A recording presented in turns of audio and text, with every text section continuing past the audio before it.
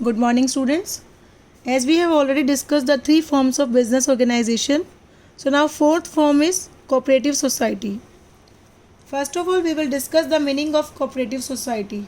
The word cooperative means working together and with others for a common purpose. So, the cooperative society is a voluntary association of persons constituted for the purpose of protecting their economic and social interest. The cooperative society is required to be registered under the Companies Act 1912. A minimum of 10 adult persons are required to form a cooperative society. Its capital is raised through issue of shares. Now you will ask, ma'am, what is share? The capital of the cooperative society is divided into smaller units, that is called share. So now what are the basic principles of cooperative society? Self-help through mutual help, or each for all and all for each. Now what are the features of cooperative society? First is voluntary membership. Anybody can become a member in a cooperative society at his own wish, and there is no compulsion at all. Membership is open to all irrespective of their religion, caste and gender. Second is legal status. As a registration of a cooperative society is compulsory, it gets separate legal entity and continuous existence. Now what is separate legal entity? It means that it's quite distinct from its members. The society can enter into contracts, hold property in its name, sue and be sued by others. So it's a separate legal entity. It is not affected by the entry and exit of any member. Next is limited liability. The liability of the members is limited. It's limited to the extent of amount contributed by the members. So this is the maximum risk which they can be asked to bear. Next is control. Control is vested in the hands of board of directors, who are elected by members under the principle of one man. So the system here is one man, one vote. The power to take decisions lies in the hands of elected managing committee. Next is service motive. The main objective is to render services to its members rather than profit. If any surplus is generated, then it is distributed among the members. So these are the features of cooperative organization or cooperative societies. So now what are the merits of cooperative societies? First is equal voting right. Each member is having equal voting rights irrespective of their capital contribution, as it follows the principle of one man, one vote. Second, limited liability. Liability of members is limited to the extent of their capital contribution. Personal assets of members are safe and cannot be used to repay the business assets. Next is stable existence. The existence of a society is not affected by the death, insanity, insolvency, etc. of the members. Thus, it enjoys the continuity of life over a very long period of time. Next is economy in operations. Cooperative society is generally managed by the members themselves. To eliminate middlemen, the members offer honorary services to the society, which will in turn reduces the cost of operation. Next is support from government.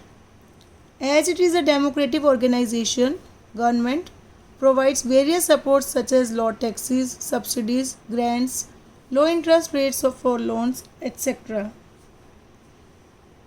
Next is easy formation. The cooperative society can be easily started with any 10 adult members. No complex legal formalities are required to form a cooperative society. So these are the merits of cooperative society. Now next is limitations, or you can say demerit of cooperative societies. First is limited resources.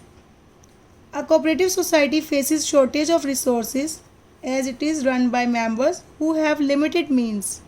Low rate of dividend and one man one vote principle rewards the members to invest more capital. Second, inefficient management. The societies are unable to employ experts because of their inability to pay them high salaries. So office bearers are elected from members and they may not be competent. Next is lack of business secrecy. The general body openly discusses all the facts and figures of the society without any secrecy. They are known to all the members. Every member is free to inspect any books of the society at any time. Next is excessive government control. As we have discussed in the features that the government supports the cooperative societies. In return of the privileges offered by the government, cooperative society is bound with several rules and regulations related to auditing of accounts, submission of accounts, etc. So, it reduces the flexibility in operations. Next is difference of opinion. There are often internal quarrels due to differences of opinion and lack of cooperation among the members. So this conflict among the members adversely affect the organization. These are the limitations. Now next topic is type of cooperative society. There are 6 types of cooperative society. First is consumers cooperative societies. The main thing here is that it is formed by the consumers. The society aims to ensure the supply of consumer goods in a fair price. It purchases directly from the wholesaler and distributes to members and outsiders. It takes only a little margin of profit. Second, producers cooperative societies. It is also called industrial cooperative societies. It is promoted by small producers and craftsmen. It helps them to start small scale and cottage industries. It supplies raw materials, tools and equipments and sell their products in the market. Next is marketing cooperative societies. It is formed by farmers, artisans and small producers. It collects the products from the members, grade and process the products, then provides storage facilities and sell in the market only on favorable conditions. It also provides finance and raw materials and help to promote bargaining capacity of the members. Next is farmers cooperative societies. It is an association of farmers in a village. It aims at large scale production through joint cultivation. It also aims to increase in yield per acre of land and to introduce modern method of cultivation and to inculcate the spirit of cooperation among the members. Next is credit cooperative societies. Its aim is to provide short-term finance and charging only a reasonable rate of interest. It also aims to protect the members from the money lenders. Next is cooperative housing society. The cooperative housing societies are established to help people with limited income to construct houses at reasonable cost. So it aims to provide housing facilities to the members, either ownership or on rental basis. It helps to purchase houses at a very less cost and to purchase houses on easy installments also. For example, the Kerala State Cooperative Housing Federation Limited. So these are the types of cooperative societies. So today we have done the meaning, features, merits and demerits and the types of cooperative societies. So watch the video, do your assignment and notes. Stay home, stay safe. Thank you.